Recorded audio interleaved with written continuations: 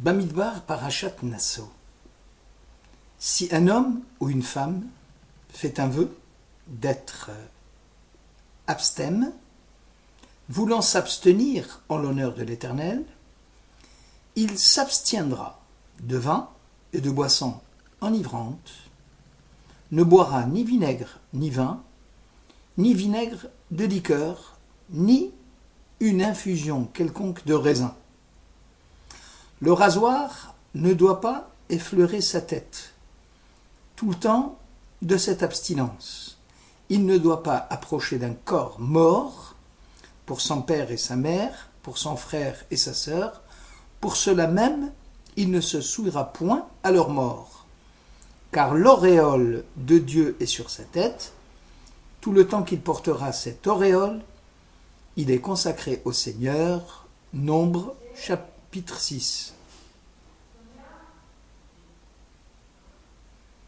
Parle au pontife, fils d'Aaron, et dis-leur: nul ne doit se souiller par le cadavre d'un de ses concitoyens, si ce n'est pour ses parents les plus proches, pour sa mère, pour son père, pour son fils, pour sa fille ou pour son frère. Lévitique 21. Le pontife, le Kohen, comme l'abstème, le nazir, ne doivent pas se souiller par l'approche d'un cadavre. Toutefois, si l'interdit est absolu pour le nazir, y compris pour sa famille la plus proche, le Kohen, qui est aussi consacré au Seigneur, peut se rendre impur pour les 7 membres de sa famille en cas de décès de l'un d'eux. Pourquoi? Ce qui est interdit au nazir est-il permis au Kohen?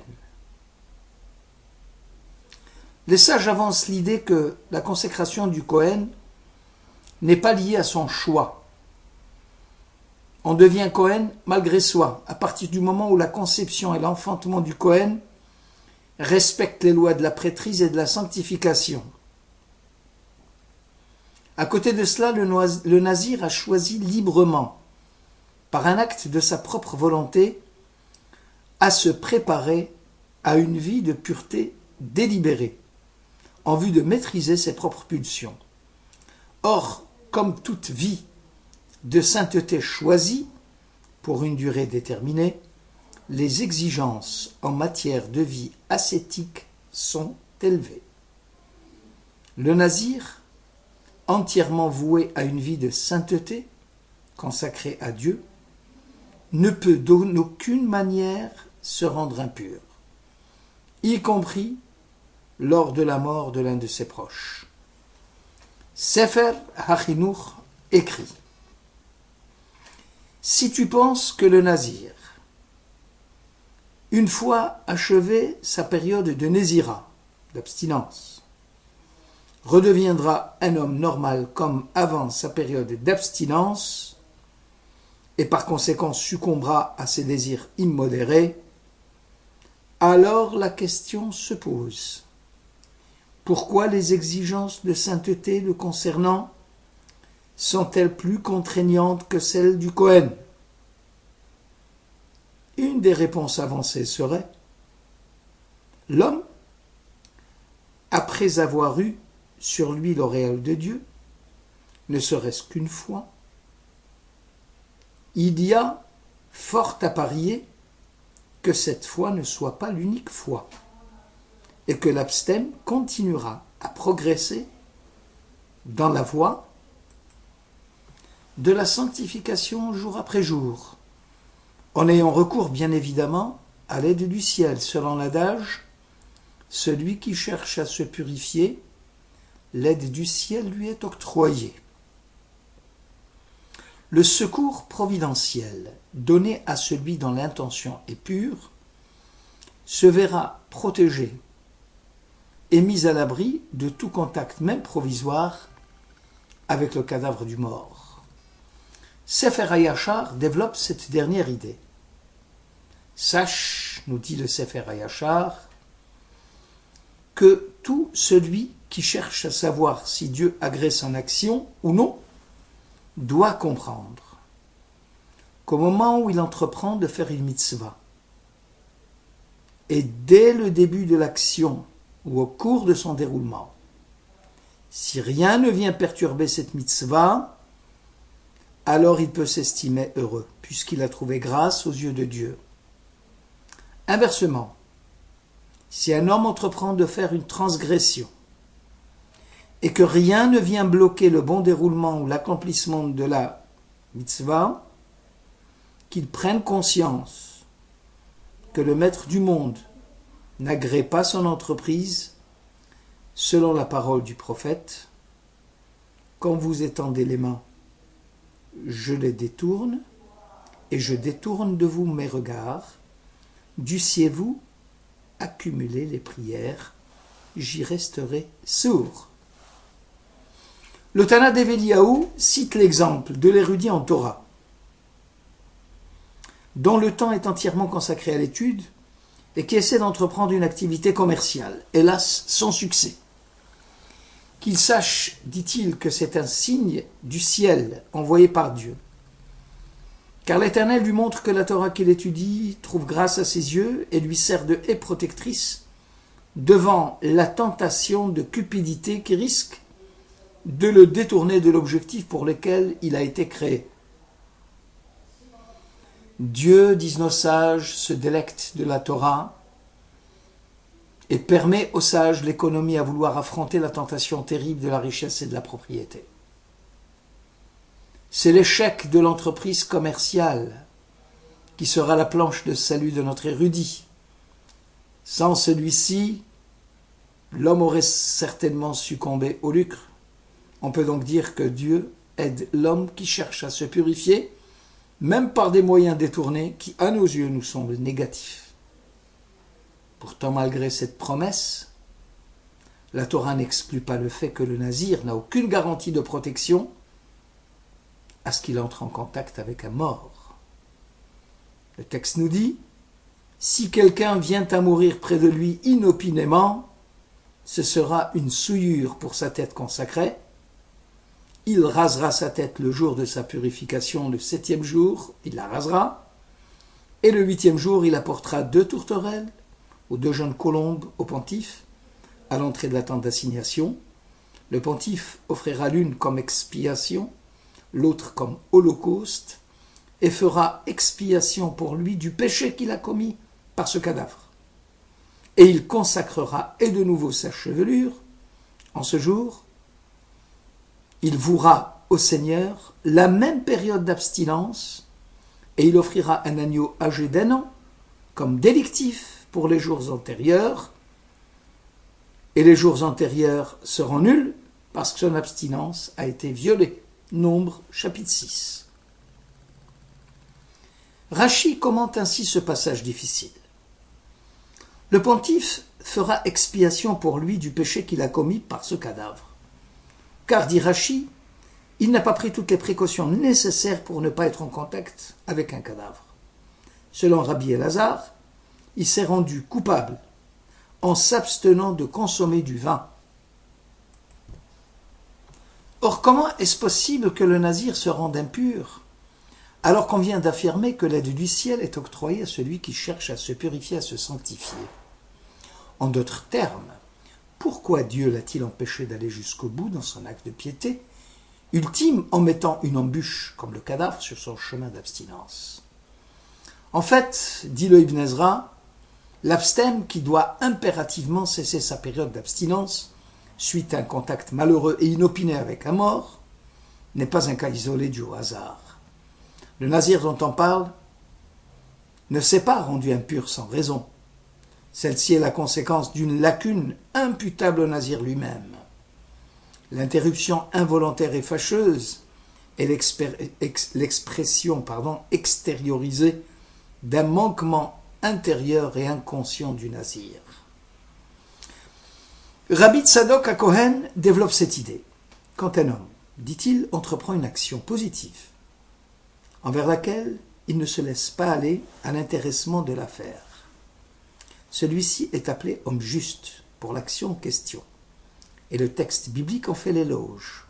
Psaume 91, « Nul malheur ne te surviendra, Nul fléau n'approchera de ta tente.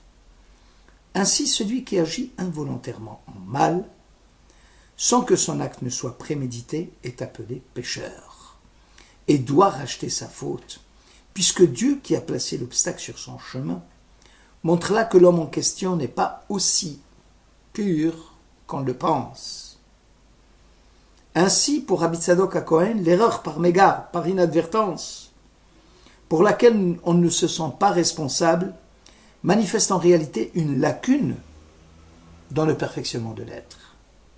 C'est un avertissement concernant les omissions de l'homme dans ses devoirs envers son créateur ou envers son prochain. Prenons un exemple. Celui de la femme sota. Lorsque le mari lui-même est infidèle dans le couple, les eaux amères, supposées, servant de test à la femme qui dévie de ses devoirs en ayant un commerce charnel à l'insu de son époux, ne peuvent produire aucun effet sur la femme supposée infidèle. L'époux déviant ne peut implorer le secours divin, seul l'homme juste aura le mérite d'être préservé du mal. C'est ainsi que nos sages interprètent le verset de Osée 14. « Reviens Israël jusqu'à l'Éternel ton Dieu, car tu n'es tombé que par ton péché. La chute a pour origine la faute, ce qui permet à l'homme de prendre conscience qu'il n'est pas aussi pur qu'il ne le pense. L'obstacle n'est qu'une alarme qui annonce à l'homme qu'il est temps qu'il corrige sa conduite et son comportement. » La difficulté rencontrée sur le chemin de la piété et du perfectionnement de l'être s'avère finalement comme des éléments positifs envoyés par Dieu et servant à guider le fidèle dans sa soif de sainteté. Toutefois, nous sommes encore sous l'effet de l'étonnement et de l'interrogation quant à l'échec du vœu de l'abstème. Quel a pu être le péché enfin dans le cœur du nazir alors qu'il avait fait vœu d'abstinence devant les plaisirs de ce monde? La Mishnah Nazir 2 apporte une réponse. Si quelqu'un proclame « Je me considère comme nazir, à la condition que je puisse consommer du vin et que je me rende impur au contact du cadavre », on le prend au mot. Il est désormais considéré comme nazir, toutefois il sera tenu par les abstinences dues à son rang. Cette Mishnah parle volontiers d'un homme qui aspire à devenir un homme de sainteté. Cependant, il ose avouer ses faiblesses et son inclination pour le vin.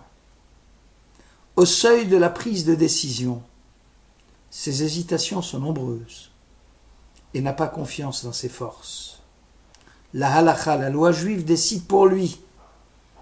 Puisque ses aspirations profondes tendent vers la sainteté, alors il est naturel et normal de le considérer comme nazir avec les abstinences qui s'en suivent. Nous sommes ici dans le cas d'un vœu à moitié accompli.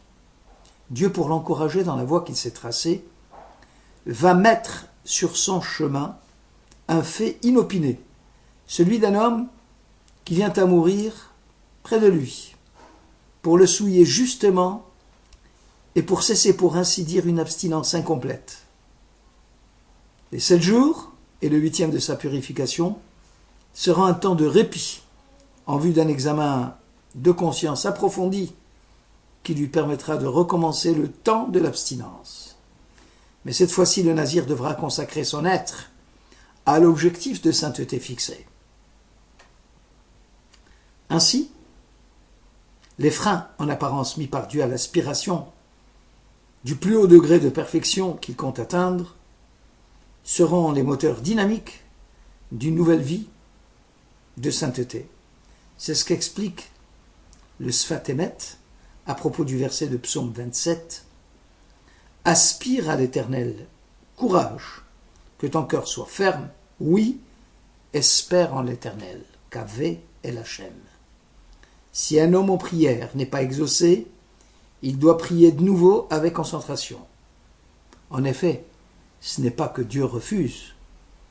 la première prière, la première communication spirituelle de l'âme, mais il souhaite éveiller l'homme à plus de ferveur, à plus de volonté, au fervent attachement au devoir et à la pratique de la religion. Ce furent là aussi les épreuves insurmontables des matriarches stériles, Sarah, Rebecca, Rachel. Les mêmes difficultés à concevoir un enfant vont justement éveiller en elles une ferveur particulière, une sensibilité plus grande vis-à-vis de la piété et de l'élévation spirituelle. Dieu lui-même se réjouit et se délecte de voir le fervent attachement de ceux qui le craignent. Isaac implore Dieu au sujet de sa femme parce qu'elle était stérile, même si nulle postérité ne vient confirmer la promesse. Je ferai de toi une grande nation, ni donner naissance à l'alliance de Dieu. Dieu attend de l'homme et de la femme l'immense espérance d'une souffrance à vaincre, la volonté d'arracher le bien au terrible du mal, de faire émerger la vie des affres de la mort. Le nazir doit insister sur la prière à Dieu pour vaincre l'empire de la désolation, dans une absolue volonté de ne pas pactiser avec elle, de se dissocier de tout amour du mal, car seule la vie est à choisir. Les embûches sur le chemin du juste ne doivent aucunement servir à le désespérer. Bien au contraire, elles sont là pour attirer le regard du juste et le faire réfléchir sur ses manquements, afin de faire retourner la fatalité en grâce, l'épreuve en acte d'amour qui propulse le croyant vers des sommets inconnus. Shabbat Shalom.